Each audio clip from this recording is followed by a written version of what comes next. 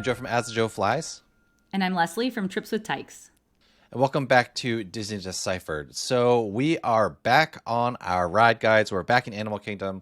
I was looking at our numbers, Leslie, and we've done mostly Hollywood Studios. And I was thinking, should we finish Hollywood Studios? But then I realized there's a couple of important attractions at Animal Kingdom that I think we need to cover. For the first time, I think, in this series, we're going to pick attractions from different sections of the park, but I think as we get into it, you will see why, because we're talking today about Kilimanjaro Safaris and Expedition Everest, two of our favorite attractions at Animal Kingdom. You know, really the only two that Leslie likes besides Flight of Passage. I'm just kidding. But, famously, Animal Kingdom is your least favorite park. Yes, that's right. And I only like Kilimanjaro Safaris. Okay, so spoiler alert. We're scraping the bottom of the barrel. I know. Hater. Quick plug before we get into it, and reminder that we are on YouTube now. So we'd really appreciate it if you check us out on youtube.com/@DisneyDeciphered and subscribed and liked us there. That would be really helpful. And of course, you can also always support the podcast by using me as your travel agent. Email josephchung@travelmation.net and I can help you plan your Disney vacation at no extra cost to you. Let's get to it. So let's start with Kilimanjaro Safaris because this attraction, it opened with the park. And one thing I found out while researching, Leslie, is that Walt wanted live animals on the Jungle Cruise. So this is a little bit of a shout out to that. And thinking about that, I get how there are some small Jungle Cruise vibes on Kilimanjaro Safaris. And another thing I didn't know is that when it first opened on Earth Day in 1999, they used to have more of a story that they were telling as you were going through the safari, to link with the whole not a zoo thing. Other than that, story changing, the attraction is pretty much the same as it's been the entire time, except for, obviously there's some new animals, Circle of Life and all that. And there's also Twilight Safaris now. Sometimes they'll run in dusk and in the evening, although I think I said a couple episodes ago, those aren't my favorite. Oh, in the nighttime episode.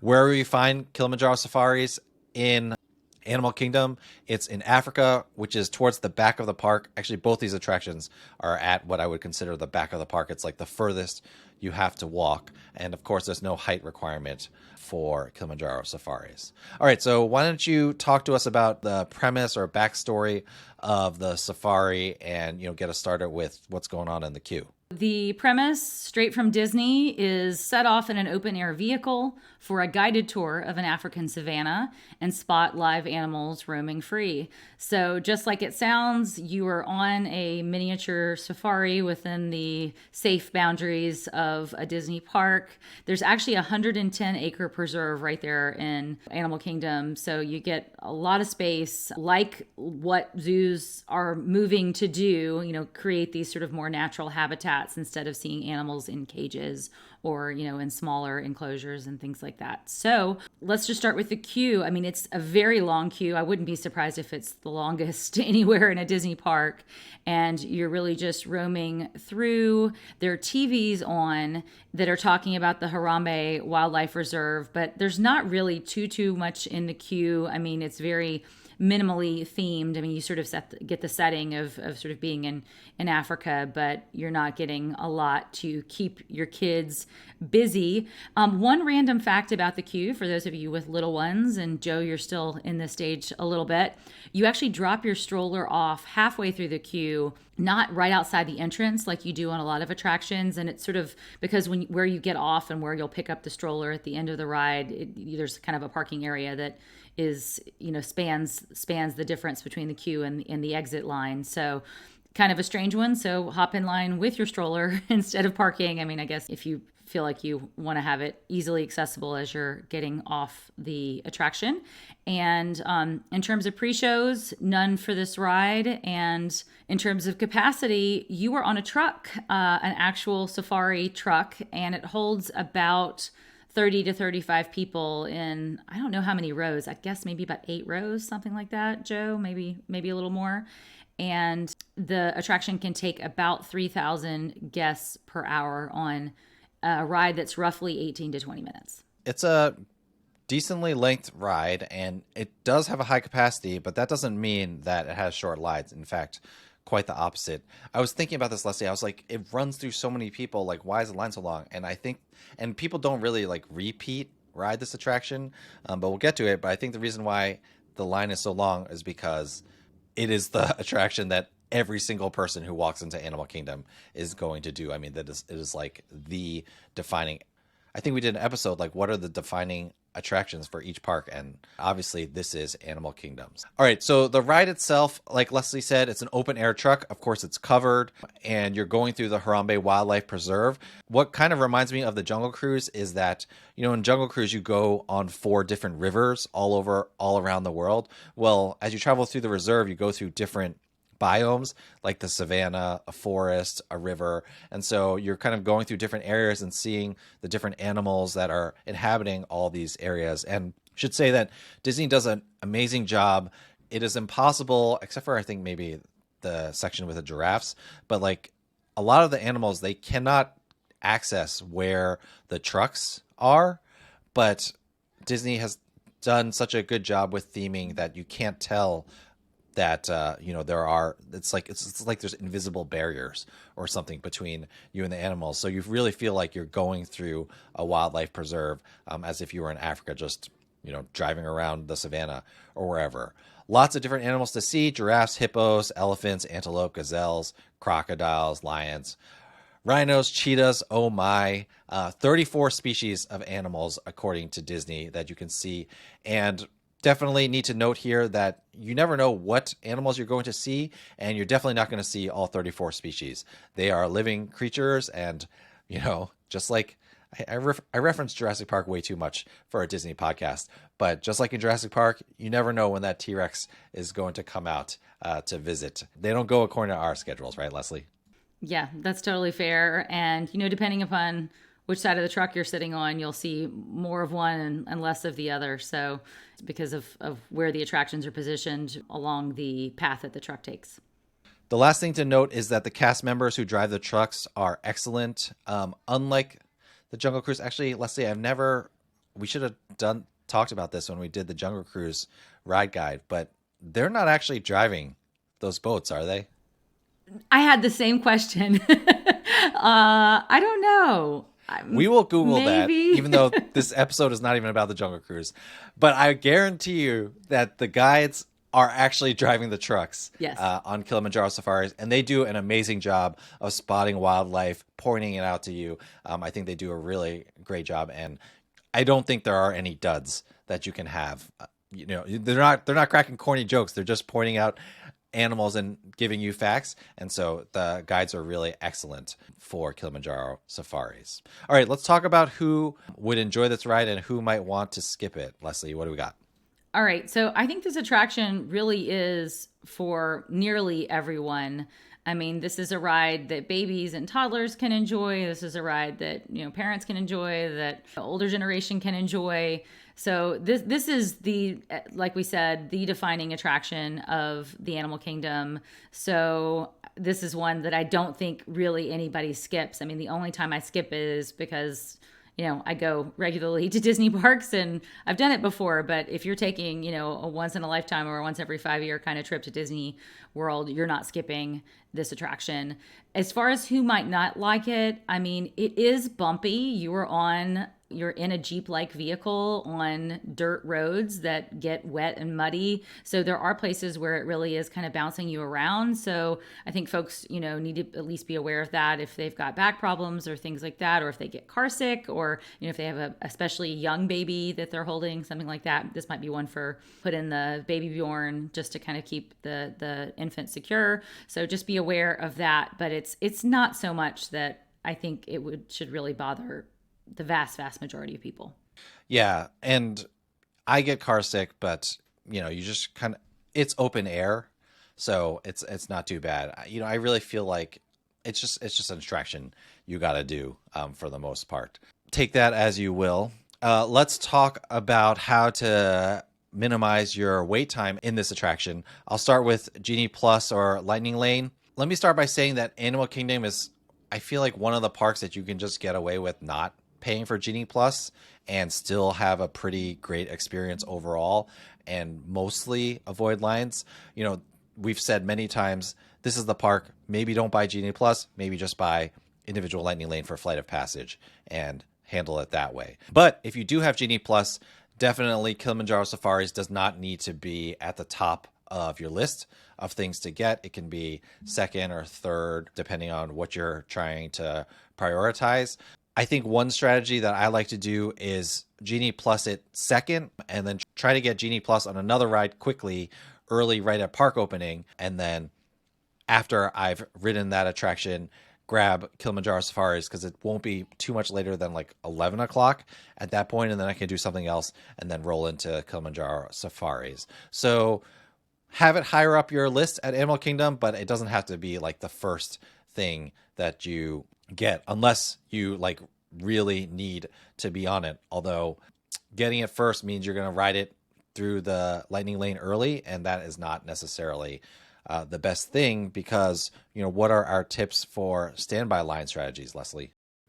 So this is an odd ride because it doesn't open during early entry hours for on-property guests. So it opens at regular park time. So rope dropping it, I guess, is a strategy that everybody can do. But the reality is people who are staying on site who are in at early entry are queuing for this attraction before park opening time. So you do get kind of this long line right as it's opening. And I think if you don't have that benefit, then it's going to be a little bit hard for you to truly rope drop this attraction. So there's kind of this initial flood to the attraction. And sometimes there's a little bit of a lull mid-morning after all those people who are rope dropping it do it. But it's an odd attraction. Like, it doesn't follow the usual standby line strategies. I mean, I think if you're really savvy, and this is what we did this summer, we actually rope dropped with early entry Navi River Journey, and we got on and off that fast. Like, we could have done that ride twice at rope drop. And then my son and I went over to do the standby line at Kilimanjaro Safaris, which hadn't opened yet. So we just were standing in the standby line, and, you know, we weren't too far back. Yeah, I totally agree that it's tricky. I think if you are at the front of the rope as an offside guest and you book it there, I think you'll be okay. You're not going to wait longer than 15, 20 minutes. But Leslie, you took the words right out of my mouth. If you're an onsite guest during early entry, and if you're like really actually there in early entry, like if the park opens at 8, if you can ride something at 7:30, then go straight to Kilimanjaro Safaris. So like ideally you're walking up as it's opening at 8 a.m. Then, you know, you're going to maybe not walk on, but have a very short wait and get one of the first safaris of the day, which is why I say you don't necessarily, if you're going to Lightning Lane it and not standby, this is why I don't like to get Kilimanjaro Safaris first, because if I'm standby in Kilimanjaro Safaris, early entry, ride an attraction, go straight to the safari. But if I'm Lightning Laning it, it's early entry, ride an attraction, ride another attraction, maybe ride even another attraction, and then pick up my Safari's Lightning Lane for like 11 o'clock or something like that, when the line is really, because for me, I feel nothing. I feel no joy when I Lightning Lane an attraction and it's a walk-on anyway, or close to a walk-on. Yeah, fair. You got to feel like you're getting something for that big money you're spending. Exactly. So another side note about Kilimanjaro Safari, since this is Kilimanjaro Safari adjacent, Animal Kingdom does have 3 special tours that you can pay extra money for. If you go back to our February trip report, my wife and daughter did the Wild Africa Trek, which I think we said in that episode, if you're doing that, you don't even need to ride the safari at all, because you essentially do the safari, but half of it you do via walking on rope bridges above some of the animals and outlooks. And then you eventually actually get in a van for the second half of it. Not a van, a truck. And so Wild Africa Trek is a great tour and way to see the safari without taking the normal attraction. And there are also 2 shorter 1-hour experiences up close with rhinos and caring for giants. That's for rhinos and giraffes respectively, if you want a closer look for the animals. I have up close with rhinos scheduled for our next trip. That one you actually get to touch the rhinos. I hear caring for giants is pretty similar to, we went to a zoo in Melbourne, Florida, and we could pay like $1 for a leaf of lettuce to feed giraffes. I'm guessing caring for giants is closer to that, although I'm sure they're not since you're paying up front. They're not nickel and diming you. So just a note, those tours are out there. All right, Leslie, I'm curious, what is your tier ranking for this? As a reminder, S is the highest, F is the lowest. I don't like the look on your face right now. I'm worried you're going to break some hearts. No, I'm worried I'm going to give it a higher ranking than like I guess I practice. I'm going to give it an A just for the uniqueness of the attraction. I mean, what Disney has done, bringing in this many animals into a theme park and creating this kind of safari experience for the vast majority of Americans who will never get to go on a real safari. I mean, that deserves some props. And I recognize the feat that Disney has pulled off, even if it's not an attraction I necessarily do every time or feel like, you know, I like animals fine, but I'm not like, I don't love seeing live animals like some people really do. Some people are really into that. And so it's just not an attraction that I feel like I have to do. But I have to give Disney credit. So A for me. What about you, Joe? Yeah, I mean, it's an S tier attraction. Like I said, I can't remember the name of the episode, but we did what is like the defining attraction of each park. And Kilimanjaro Safaris is the defining attraction of Animal Kingdom. I mean, you could argue that it is like the whole reason, it is the essence of why Animal Kingdom exists. So S tier attraction, my kids still love it. It's one of the attractions that my wife loves, so that's always a plus. If you know her thoughts about things. So, although she really does love to ride, but she just doesn't love everything else. And so, yeah, Kilimanjaro Safaris, S tier attraction, really enjoy it. But I get like how, I don't want to say it doesn't get old for me, but I can see how it can get old for people if they've been on it a couple of times. But that's first class problems, first class Disney problems if you've been on Kilimanjaro Safaris 4 times. All right, let's move to an attraction that I know you really love, Expedition Everest, the big coaster. Again, doing research for these things, Leslie, you learn so much. It was the most expensive coaster ever made until Hagrid's Motorbike Adventure at Universal opened up a few years ago. So let's learn a little bit about this coaster, Leslie. Where can we find it? Tell us some stuff about it. All right. So you can find it in the Asia section of the park. Again, back, long walk from the entrance. I mean, it's essentially the opposite end of the park from the safaris, but I never can feel like I fully get my bearings in Animal Kingdom. Like it's a maze, and you probably will feel that same way too. So it's just one of those parks where, even though I've roamed the pathways a million times, I still feel a little bit lost. But it is, quite a ways in the back in Asia, and opened in 2006. So not with the park, but not super long after. The height requirement for the ride is 44 inches. Like we said, this is a coaster, so this is going to be one that the youngest of kids won't be tall enough for, and most of them won't be ready for. The premise from Disney's words, is careen through icy Himalayan peaks on a speeding train while avoiding the clutches of the mythic Yeti. So let's get into the queue. The queue is all set up as if you're like about to go on an expedition with the Himalayan Escapes travel agency, competitor to Travelmation, obviously. You start by going through like a temple, and then you go through a tea garden, just all these inspired, Joe Rohde, a lot of Joe Rohde touches in the queue here. And you can feel like he really wanted to call back Nepal and the places he visited as he was getting inspiration for Animal Kingdom. Eventually, you go through a building that like an expedition building where they have like stuff that they got from a successful expedition. It's a very nicely themed queue, and you really feel like you're about to go on an adventure because you end up in a Yeti museum at the end, and you like start reading all these things about the Yeti and like its mythical status, and like that starts really building and ratcheting up the tension. There's no pre-show, but the queue kind of does all the talking for the attraction itself. And the attraction can take a lot of people, so there's a lot of people going through this queue. It's about 2,000 per hour. So as far as attraction ride capacity goes, it's a pretty good attraction. Now, the run through itself, Disney says, and I just wanted to say this, in their description, they say, wander into a Tibetan village at the base of Mount Everest and board a train to the top of the world. Beware. Some say a legendary snow monster lives deep in the mountain. And so, Leslie, you have Disney's. This is like one of the best descriptions Disney has done for one of their attractions. But what is the roller coaster actually like? What's happening on there?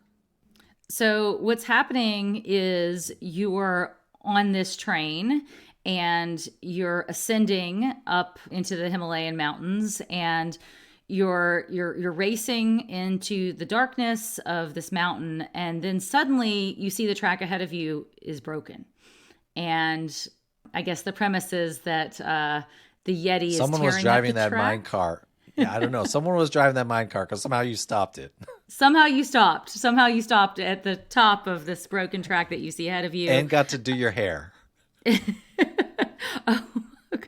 Oh gosh. So in any event, I mean, I guess this is where we're gonna have to spoiler alert. You stop and you see the track broken. There's nowhere to go forward, so you got to go backwards. And that's when the coaster launches back in reverse, and you plummet back into darkness. And then you go into the caverns of these mountains, and you see the Yeti sort of come to life. So explain what's happening with the Yeti there.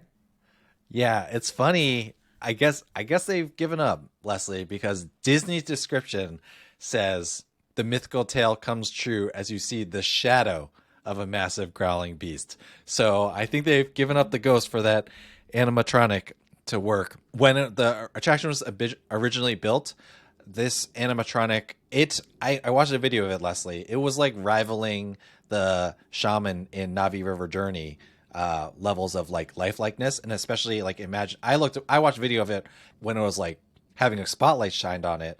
I imagine when the mountain was dark and was moving like that, it looked amazing. Well, for one reason or another, technical reasons, they can't have the animatronic moving anymore. So instead, they just have it standing still, and they shoot a strobe light at it, which Disney fans have affectionately or unaffectionately dubbed Disco Yeti. And so, yes, unfortunately, you do not get to see the Yeti on your trip through the mountain. Let's talk about who this attraction is for. I'll start with who might not like the attraction. Obviously, if you don't like thrill rides, it is one of the most intense coasters at Walt Disney World. So you're probably going to want to skip it. But you know who really doesn't like the attraction, Leslie? People who are mad about the Disco Yeti. Yeah, I guess, there's always a crowd with Disney fans who are upset about something. But I mean, it is really a shame. I mean, I've seen the video as well of the Yeti when it was fully operational. It is an impressive animatronic. It just doesn't seem like it's ever going to be fixed. It's the logistics or the cost or both are just not going to be worth it. But like you say, this is a great thrill ride. So who this attraction is for, I mean, it is for people who like thrill rides. So me, I like thrill rides. I like coasters. So this is definitely why, it's on near the top of my list. And I think it's one of Disney's best. I mean, there are not a lot of coasters in any Disney park.